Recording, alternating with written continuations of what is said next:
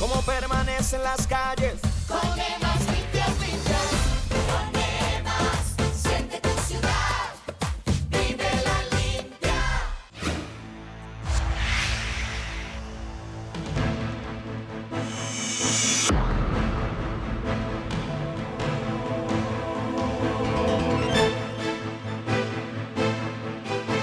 Señoras y señores, bienvenidos a Enfoques, cordial saludo. Transmitimos desde el parque principal en el vecino municipio de Villa María. En ese sentido, pues muchas gracias a la administración municipal y a Aquamaná por servirnos de anfitriones y poder utilizar este set para la emisión del programa. Magda Franco Aguirre es una administradora financiera que está como directora ejecutiva al frente de la Fundación Pedagógica Solidaria, FunSolidaria, y es la invitada en el programa. Magda, muchísimas gracias por aceptar la invitación. Gracias a ti, Adalberto, por la invitación. Magda, de recientes lecturas me llama mucho la atención una expresión que es la entropía social. Entendemos la entropía como la unidad de medida del desorden. Vamos, grosso modo es eso. Bueno, entropía social. Sé que por experiencia propia tú viviste, Magda, entropía social como consecuencia de un evento natural como el terremoto del Quindío en Armenia, Bijao. Y ahí aprendiste muchas cosas sobre el comportamiento humano. ¿Hasta qué punto pudiéramos hacer una retrospección de esa vivencia, de cómo el ser humano saca lo más profundo de su condición solidaria y también de su bestia que tiene encerrada en su psiquis para cometer actos barbáricos, y la aterrizamos a nuestros tiempos? Hay gestos solidarios hoy en día, pero también hay actos de barbarie cometidos por los actores del conflicto armado en el país. Son actos de barbarie también los que cometen los grandes capitales con el tema de la salud, cuando prefieren una demanda por la muerte de alguien que haberlo atendido. Y esto no es populismo, es un hecho real. Entonces, ¿hasta qué punto, Magda, nos puedes ilustrar un poco con esa vivencia sobre entropía social de esa época y la que de alguna manera estamos viviendo ahora, sobre todo frente al posacuerdo?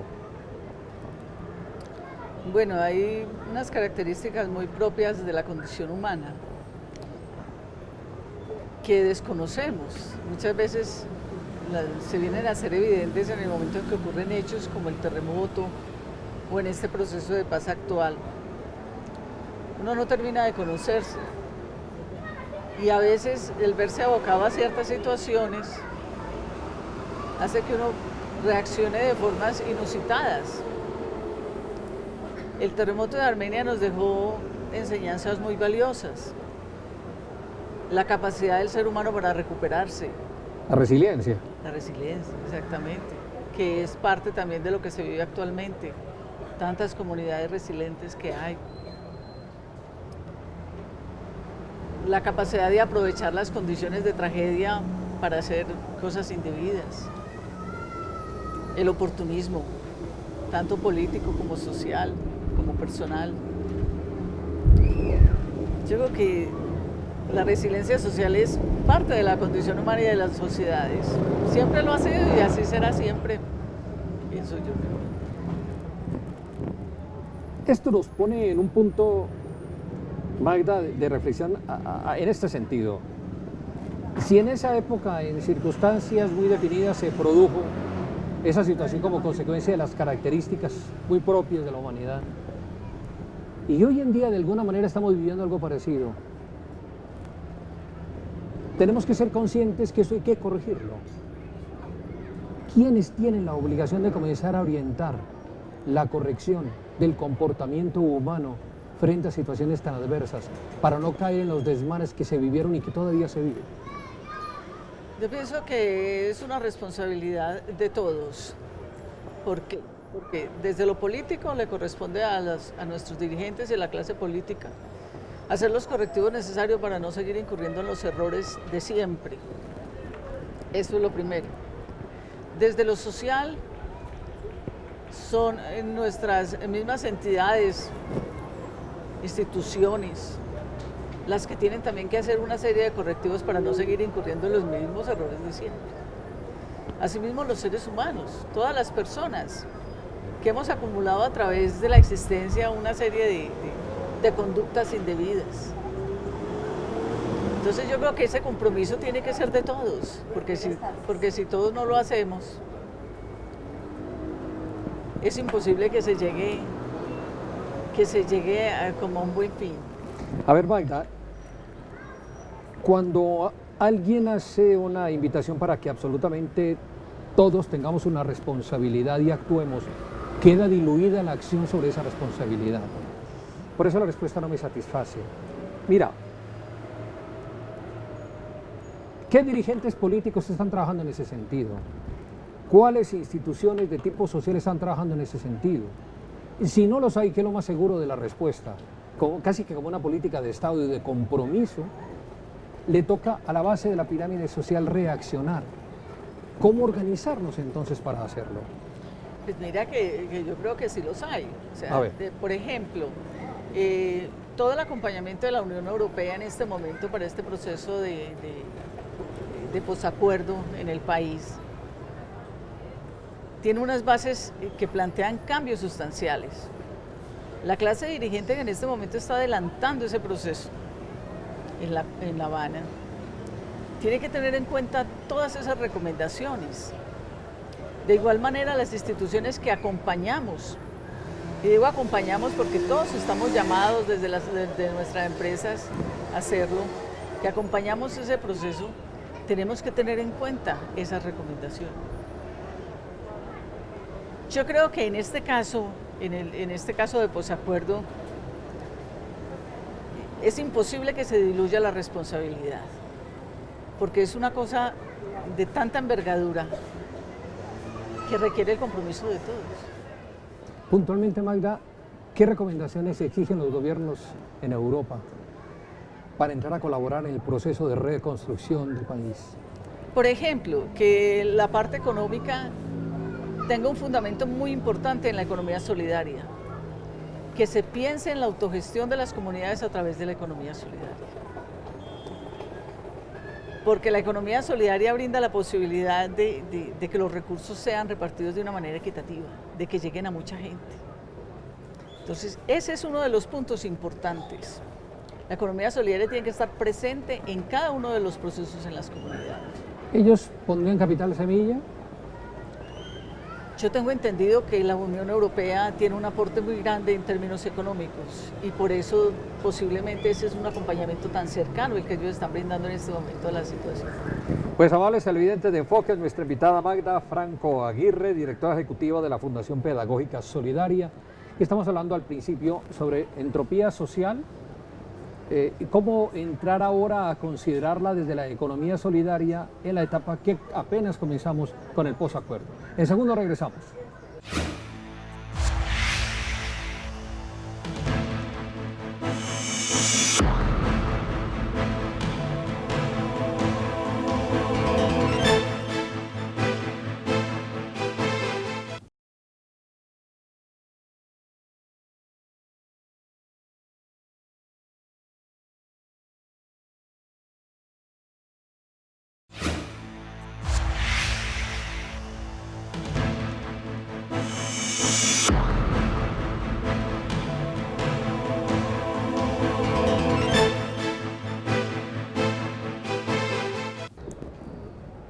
Magda, por fuera del micrófono y de cámaras, estábamos hablando como...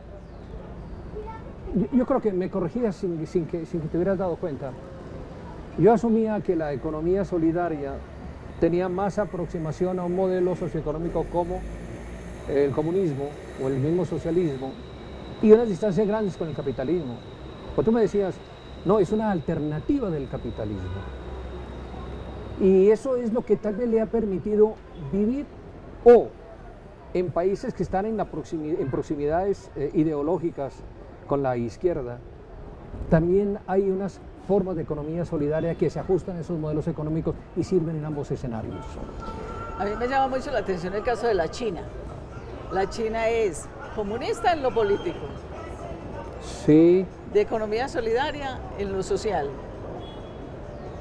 Y en lo económico es capitalista. La China, si usted se pone a analizar detenidamente el modelo de la China, Es una mezcla. Oiga, Es pero una mezcla de las tres cosas, muy particular. eureka. Conviven perfectamente. Es que yo pienso que todos los modelos políticos y económicos sobre el papel son muy buenos. Usted lee sobre cualquiera de ellos y son magníficos todos. El problema es cuando llegan a manos de los seres humanos, cuando ya se impone el interés personal, la corrupción, muchas cosas que hacen que esos modelos se desvirtúen, se diluyan, se desvíen. Pero los chinos han logrado que los tres convivan. O sea, muy Bueno. posiblemente logren no solamente exportar esos productos materiales como tal, sino este producto como una forma de ser socialmente. Pues mire usted que los nuevos ricos son todos chinos. Sí, hay unos capitales enormes ahí Sí, son en unos China. capitales enormes. Lo mismo en Rusia. Exactamente. Entonces la economía solidaria acompaña tanto el comunismo como el capitalismo. La economía solidaria por eso existe desde hace tanto tiempo y seguirá existiendo, porque no riñe con ningún otro. Bien, Maya, hay dos Colombia, la Colombia rural y la Colombia urbana. Y frente a la situación que vivimos ahora, uno se pregunta si la economía solidaria tendrá que enfocarse más en el sector rural que en el sector urbano, o para el desarrollo, o la concentración de la población en el sector urbano obliga a que misionalmente tenga que producir más réditos en las partes donde hay alta concentración de la población como tal. La Unidad Administrativa de Economía Solidaria en este momento está implementando una metodología que se llama MyCo. Esa metodología la trajeron de Uganda y la han estado socializando en el país. Es adaptada a nuestro país, por supuesto. Y es muy interesante porque lo que busca es precisamente enfocarse en las zonas rurales, impulsarlas, hacerlas autogestionarias, más competitivas. Entonces, a diferencia de otras épocas donde se enfocaba tanto en lo rural, en lo urbano, ahora hay un gran interés en la parte rural, sobre todo por las comunidades en retorno. Esas comunidades rurales en retorno tienen que tener una productividad, porque si no la tienen, pues va a ser imposible vivir en las áreas rurales, así se hayan pacificado. Entonces, la economía solidaria en este momento está trabajando para ellos, para las zonas rurales y también para el urbano, pero esa metodología es muy interesante. Entonces uno diría, Magda, que el escenario del capitalismo como lo tenemos ahora es más la parte rural que la parte urbana. Pero al contrario, la parte urbana que la parte rural. Pues yo creo que el capitalismo está en todas partes, es una cosa muy vigente. Pero como el campo no da tantos réditos y el capitalismo lo que busca son réditos, así sean desmedidos, nos encontramos países donde haya gran cantidad de la población. Es verdad, pero también tenemos que tener en cuenta que las comunidades rurales han cambiado mucho. Ya el campesino tiene una forma de pensar diferente. Ya de alguna manera los medios de comunicación se han masificado tanto y se han vuelto tan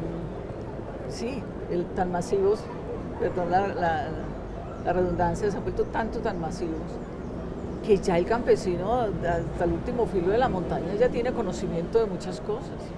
La misma conectividad que el país ha logrado ha hecho que ya las zonas rurales todas estén conectadas.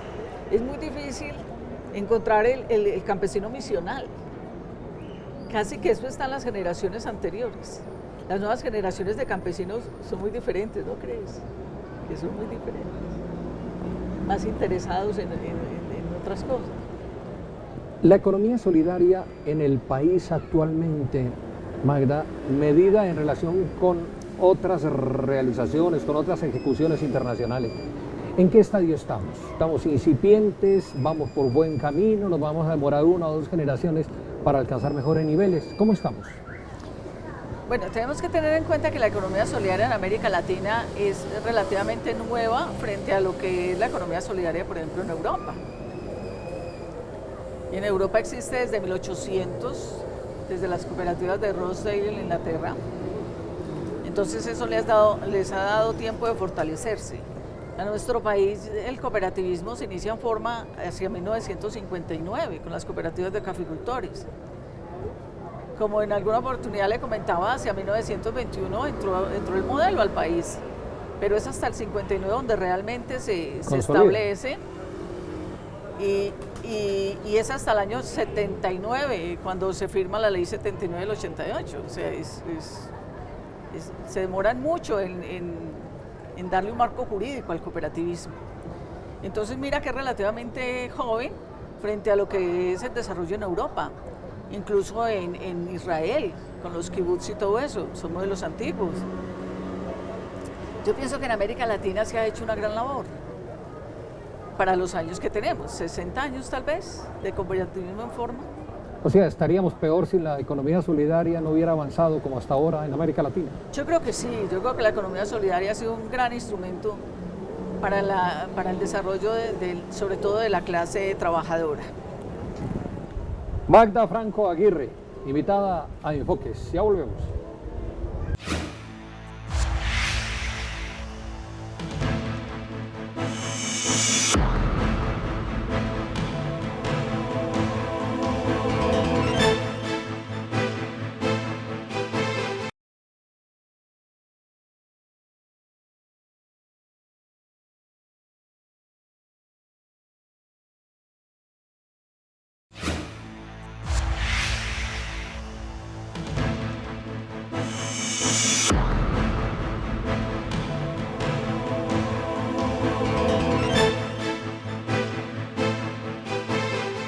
Magda, ejemplos concretos de economía solidaria en el país que sean relevantes, que nos permita decir, podemos apostarle a esta forma para el desarrollo del país. Bueno, las que más se han fortalecido han sido las cooperativas financieras y las de ahorro y crédito. Por ejemplo, Bancomeva es tal vez la cooperativa más grande que existe en el país porque ellos ya tienen banco y tienen también sus otros servicios. Cada región, cada departamento tiene una serie de cooperativas muy importantes que apoyan sobre todo a nivel de ahorro y crédito a sus asociados. Están también las cooperativas de trabajo asociado, que a pesar de que se han visto un poco devaluadas, han logrado sobrevivir algunas y ha sido un gran instrumento para el empleo. Pero ¿qué ejemplo de ellas, por ejemplo, con nombres propios de trabajo asociado? Las de trabajo asociado son sobre todo las de vigilancia. Ya En las de vigilancia es donde hay muchas. Las mutuales, que son las funerarias. Las asociaciones mutuales que tenemos también a ASMED Salud, que es una de las mutuales más grandes, y también las funerarias. Los fondos de empleados, que hacen parte de todas las grandes empresas, todos tienen su fondo de empleados. FEBOR, el Banco de la República, hay muchos. Yo pertenezco a uno en el Quindío que es FESCOP. Nosotros somos 300, 400 asociados ya y somos trabajadores del sector solidario. Cualquier cantidad, Alberto. Bueno, nos enfrentamos ahora al posacuerdo. ¿Cuál va a ser el papel que van a jugar específicamente las organizaciones de economía solidaria como prospectiva para la equidad? Yo creo que la labor educativa va a ser muy importante.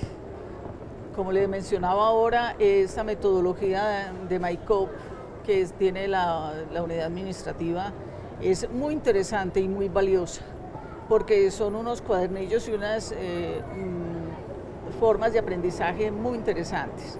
Si nosotros logramos enfocarnos como entidades de economía solidaria, enfocarnos con los demás actores de todo este proceso y logramos llevar a cabo la labor que tenemos destinada a hacer, esto va a ser un éxito. Va a ser un éxito sobre todo para las zonas rurales, que es donde más trabajo hay que hacer, lógicamente de la mano del SENA y de muchas otras entidades que están llamados a ser parte de este trabajo. Esa reconstrucción del tejido social pues implicará hacer muchos frentes, ¿no? Economía solidaria en educación, en salud, en la agricultura misma. ¿Por dónde habrá que empezar? ¿Concomitantemente todos los sectores tienen que avanzar? ¿Habrá la capacidad suficiente para generar tal esfuerzo? Lo que pasa es que cada región en el país que ha tenido un proceso de conflicto es diferente. Hay zonas mucho más afectadas que otras. Digamos, en las zonas donde hay el proceso de desminado y esas otras condiciones harán que el proceso sea un poco más lento y que se tenga que empezar por otros frentes. Yo creo que eso depende de la zona donde vamos a trabajar. A trabajar.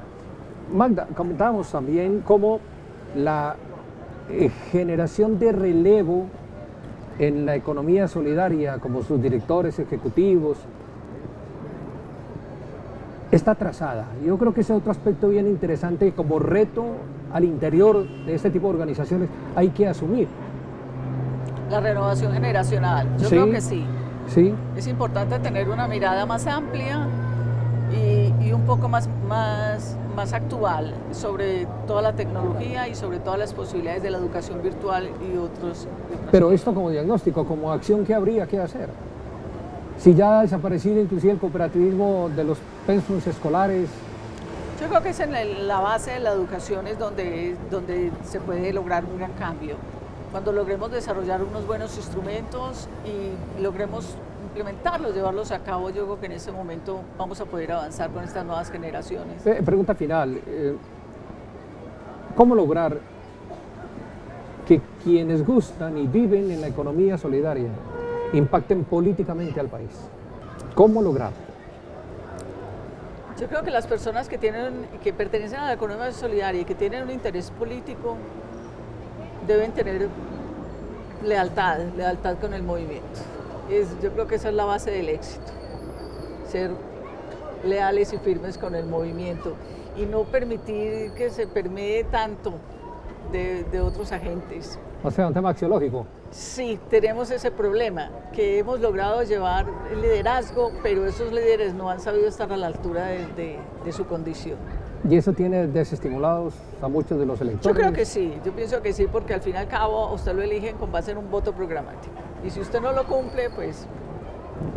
Magda Franco Aguirre, directora ejecutiva de la Fundación Pedagógica Solidaria, FUNSolidaria, nos acompañó en Enfoque. Magda, muchísimas gracias. Gracias a ti, Alberto. Luego hablaremos sobre los logros que podamos tener con la economía solidaria frente al reto de volver a levantar este país.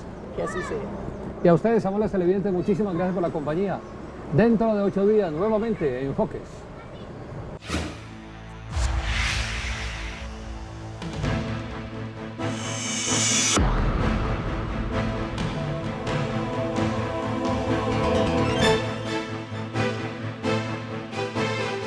Cómo permanecen las calles Con